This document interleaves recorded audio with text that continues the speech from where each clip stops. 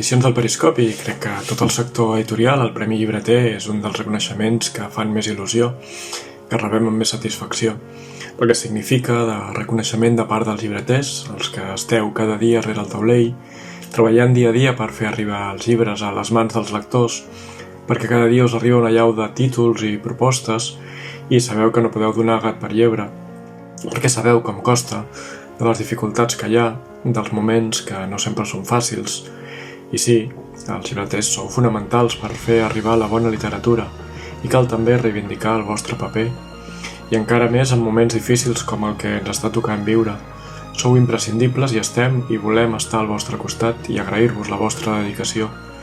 És per això doncs que ens fa tanta il·lusió que una novel·la del nostre catàleg rebi el Premi Llibreter. Un catàleg que en tot just 8 anys amb prou feines compta amb 70 títols publicats.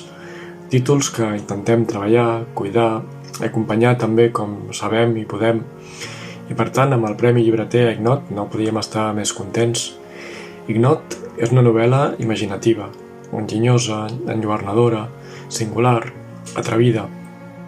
Una novel·la que gira al voltant de la necessitat de crear, de les expectatives, de la frustració, del talent. Una novel·la que demostra que en català també es pot volar ben amunt literàriament i que ens confirma el que en el fons sempre hem sabut, que el talent de Manuel Baixauli és extraordinari i que per molts anys el puguem llegir. Visca la bona literatura, visca els llibreters i les llibreries i visca el Premi Llibreter.